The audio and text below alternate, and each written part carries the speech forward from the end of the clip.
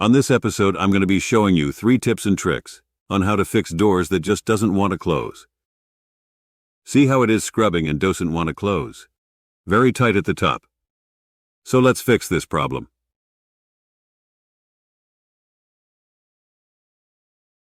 Welcome to Southern Charm DIY. If you're new to the channel, please consider pressing the subscribe and hit the notification bell for more reviews that I do within this channel. Let's not wasting no more time and let's get to tips and tricks number 1. So if you look at your door, the left or the right side, there are hinges. Leave the middle and the bottom ones alone. Those are good. Look at the top hinge. That's the one that's getting most of the action when you try to open and close the door. I'm using this little punch tool. You can either use a nail or a mini screwdriver, whatever. Tool that you can get that kinch pin or hinge bolt out, just strike it upwards. And it should pop right out. When you take it out, you can see that the hinges will come apart. And that's what is driving the door. It's rubbing against that door jamb. That's why it's not closing correctly. You want that gap, so to get the gap that is required to open and close smoothly, use wooden shims. You can use credit card, or if you have any type of hard card or anything like that, and just stack them into whatever gap that you want. What I'm using here is just a shim, so that I can get the nice consistent gap all throughout. I can even do double shim it if needed. You can double shim to increase gap. The gap will be started at the bottom. I'm just pushing it all the way up so that I can get the same distance throughout the length of the door and door jamb. Now you have a nice even space all throughout the door, so that it doesn't rub or it doesn't make contact with anything.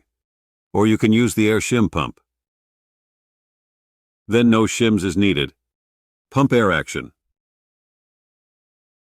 Put it right underneath your door and you can just pump it. Like this, and it will increase the gap. Pump it like you would for your blood pressure. But this one you can actually use your foot as well while you're adjusting it. Pump it and look while doing it to get the gap even. It opens up, and that's another way that you can get this gap. You don't have any shim. I'll leave all the tools that I use in this description down below. With the shims, I'll leave it wedged right there. And if you look at the hinge, you can see that they are not aligned. Our mission is to align those. So take your crescent wrench, any type of crescent wrench, and you're going to use it to align. Use that to pull those and align them. Sometimes you got to move it about 1/8 or 1/16. Sometimes you might have to give a little bit of nudging just so you can align those hinges together. Okay, so make sure that you face it like this. If you do it the other way, it won't work. So make sure that your crescent wrench is faced this way. So, this is the wrong way to do it. Just face it the other way, just like you see here. And then just slowly add some force and just move, adjust it, so that it will be nice and aligned. So nothing to it. Very easy, simple. Just be very careful that you don't want to put too much force, that it'll probably slip off and end up damaging your door. Now that it's aligned, tweak it either way if needed. And then you can just put the pin back. Tapping back in there with your hammer. Be gentle with it. You don't want to break the mechanism. Take out that shim, and you should have that nice gap. Between your door jamb and your door, it doesn't make any more contact, and it's smooth and closes just like that. Closes real well. So that is method number 1. Let's get a tip and trick number 2. So tip and trick number 2 is you want to check out all the hardware that's, attached to your door and your door jamb. So what you want to do, take a Phillips head screwdriver or your flathead screwdriver. This one I'm using my Phillips screwdriver, and just check every single screw that's attached to the wood frame or to the door.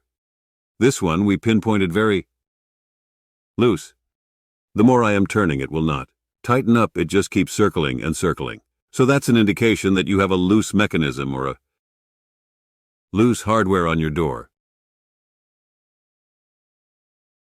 Take the screw out. Let's go in reverse. Let's take the screw out, and you can see that the hole where the screw was is striped out. That's why it's rolling around and not tightening. So the easy solution for this are using toothpicks. So any type of wooden scraps that you have, even skinny. Shims, anything that will fill the gap. I'm just using toothpicks. You can flip them around, use the butt end to get more surface area, and then just break them off. So just go up and down. And they should just break in there, and that should build up enough mass in there that when you start screwing back your screw, it should tighten right back up. So use your Phillips head screwdriver and then just start tightening it up, and it should tighten real well. And there you have it, nice and tight. Everywhere the screws are located, do this, and it should suck that door back in place. Now tip and trick number 3.